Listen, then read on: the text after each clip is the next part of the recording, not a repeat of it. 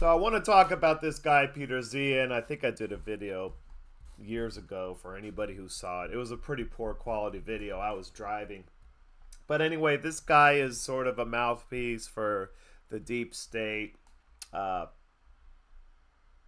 Seems like almost like he's an institute for the study of war guy. I mean, I know he's not directly connected to that organization, but it's almost as if he comes from the same crowd, the neoconservatives, the Robert Kagans, the Victoria Newlands.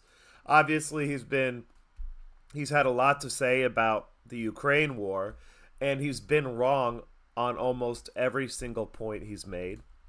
He has not, from what I can tell, made one good prediction, one prediction that actually came true. He's put out a lot of false information on the Ukraine war. And basically, he's getting hundreds of thousands of views. He gets on Joe Rogan. He gets all sorts of exposure for being wrong. The only thing he's good at, from what I can tell, is understanding demographics, population growth, birth rates, and all that. Yeah, okay. He's good at that.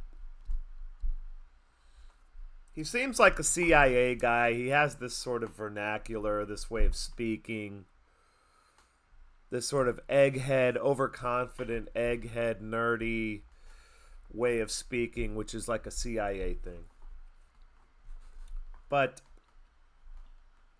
I think I figured out why people keep going back to listening to people like Peter Zeihan, and why people keep believing all of these talking points insofar as things are going well for America, those sorts of talking points, even though it's obvious that's not the case. But here we go, Mr. Zeihan. Let's listen to this little thing. So he's talking about Mr. Putin's his visit to Vietnam. Some American security folks are having a bit of a conniption fit because they thought Vietnam was now firmly in the American camp. And that is not a very nuanced understanding of why Vietnam and the United States are going to be good allies in the future.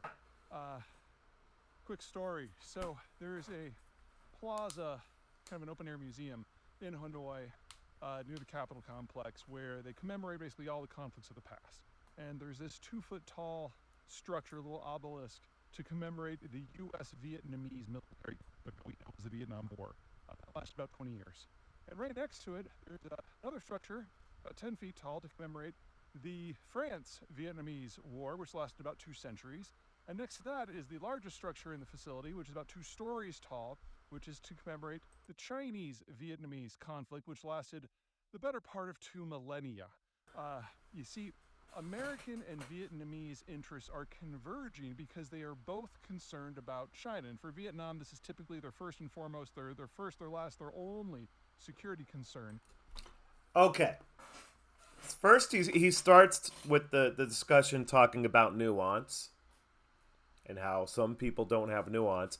And then he completely reduces the entire history of Vietnam into 3 talking points. A, that the United States... this is so stupid. Oh, in Hanoi, there's a 2-foot war memorial for the Vietnam War because the United States fought Vietnam for 20 years. There are Vietnam War or American War, they would call it the American War. There are American War memorials all over Vietnam, literally everywhere. All you have to do is watch Bald and Bankrupt or some of these travel documentaries. They're everywhere. Then he says, well, then there's a bigger war memorial for the French War, which lasted 200 years. No, the war did not last 200 years with the French. The French colonized Vietnam for 200 years. But the war with the French versus the Vietnamese starts at the end of World War II and goes until about the mid 1960s. And then there was a war before that in the late 19th century. I mean, if you can say there was sporadic violence, maybe you can call that a war. I call it a low intensity conflict, but it wasn't a war in the sense, not even comparable to what the United States did. With the United States in 20 years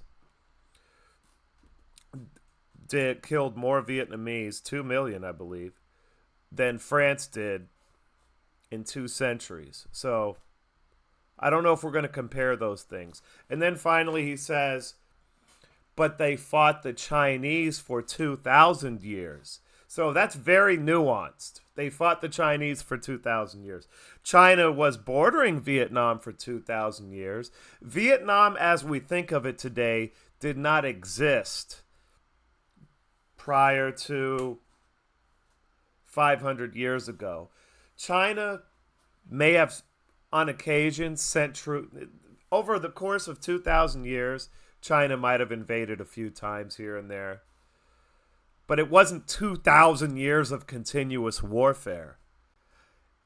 That's ridiculous. Now, the Chinese and the Vietnamese in 1979, I think, or the late 70s, mid to late 70s, after the United States left, China, I don't know if you can say they invaded, but there was a border war. There was sort of a border flare-up where they just started fighting on the border.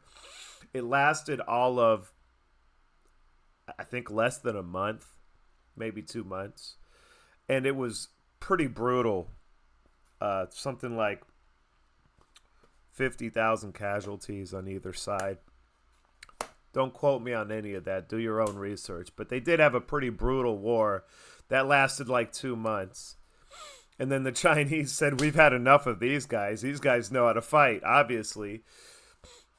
But you're comparing the Vietnam War of the United States, in which a couple million Vietnamese were killed, to the French occupation, and you're calling that a war.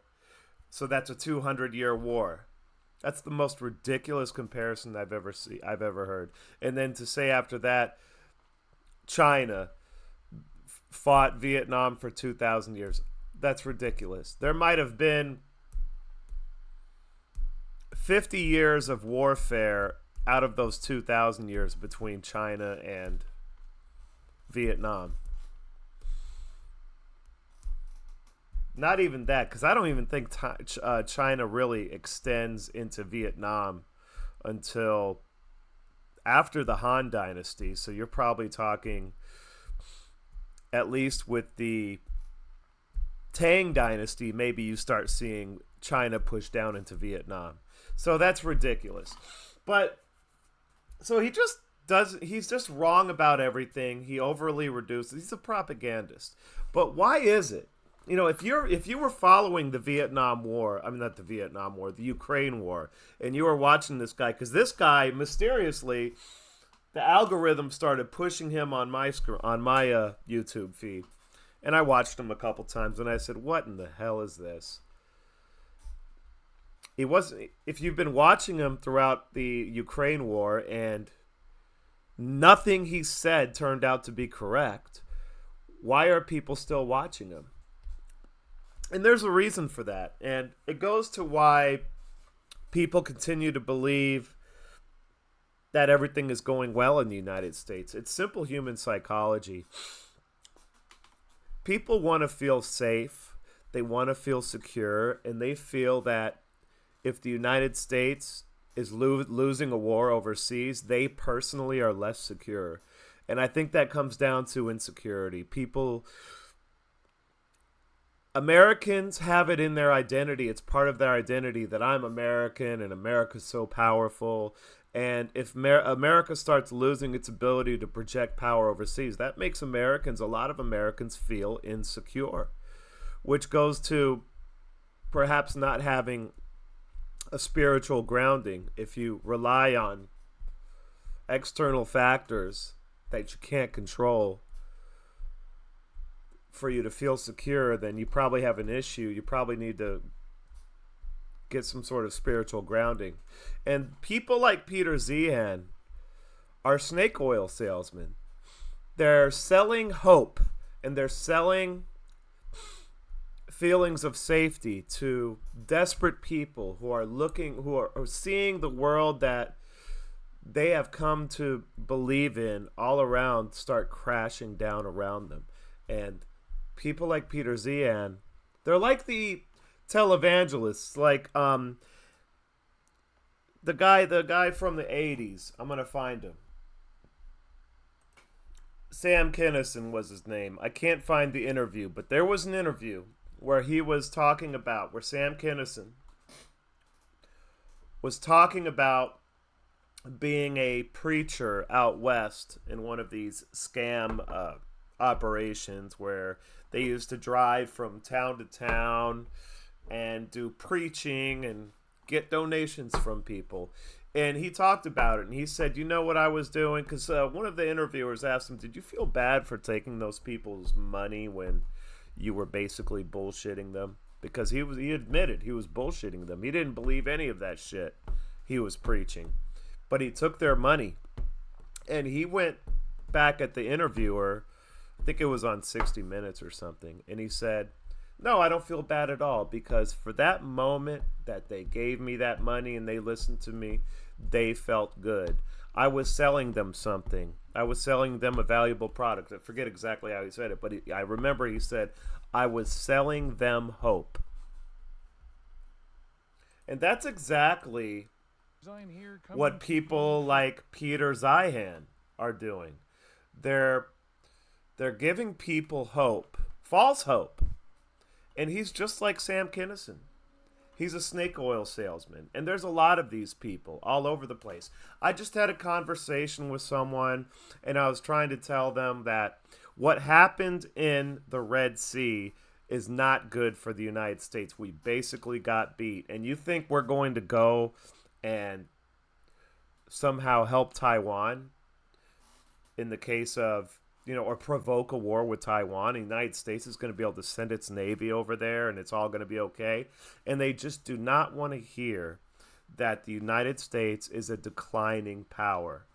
They do not want to hear that the United States' ability to project power overseas is fading and fading fast. And the Houthis, I don't know what more you need but to see what the Houthis have been doing.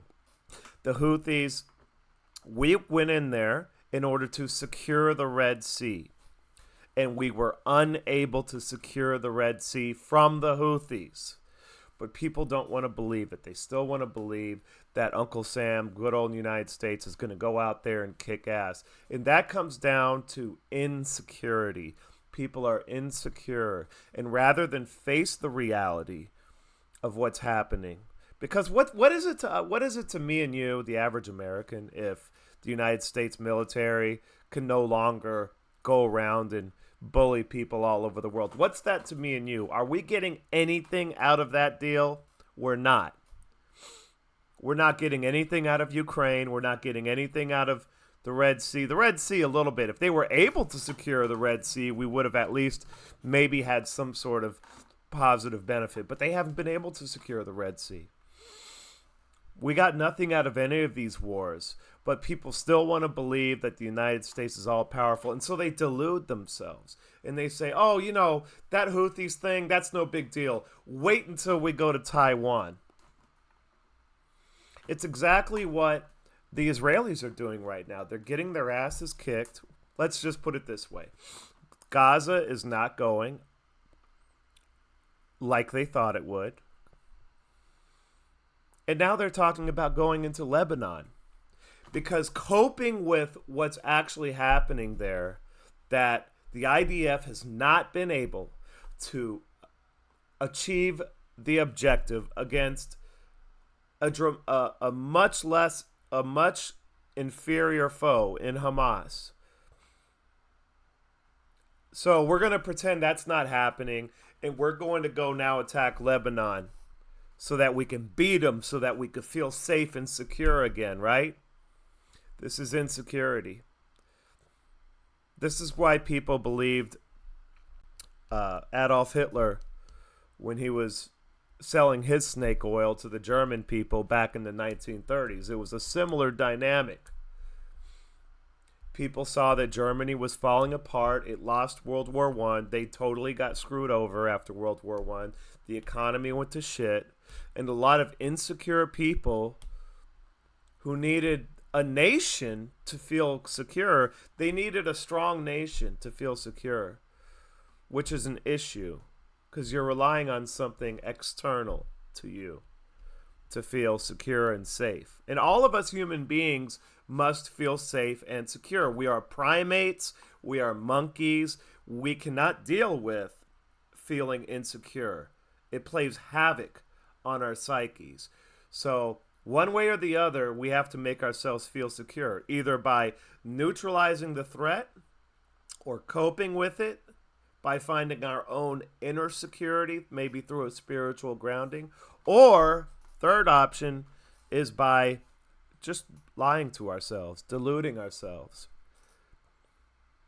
That paper mask, it's going to protect me from an aerosolized saliva droplet that's only a half a micron in diameter.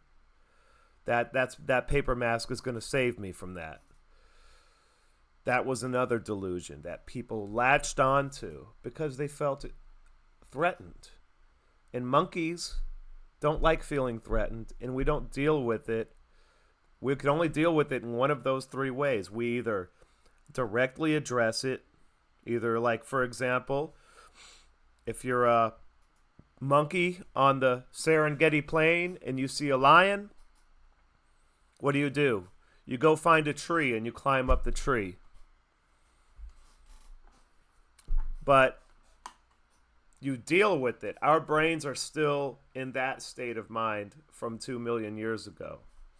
So we can't deal with threats that are hanging over our heads. This guy is here. He's like a therapist almost. He's helping people. He's feeding people's delusions. So it's not a therapist. He's like the opposite of a therapist. He's an anti-therapist. He's feeding people's delusions. And there's a lot of people like that.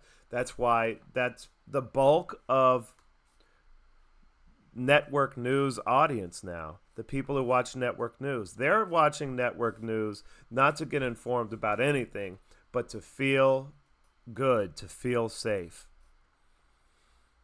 Because the network news never talks about what are the three main narratives. United States is all powerful. The government is going to fix everything. There's no stock market crash coming. There's no disaster coming in the Middle East or in Ukraine or in Asia. No, that's not happening. The United States has everything under control. Our military is still the most powerful in the world. All of our weapons, these are all wonder weapons, even though they always prove themselves not to be. So these are snake oil salesmen. I think I'm going to leave it at that. I'm out.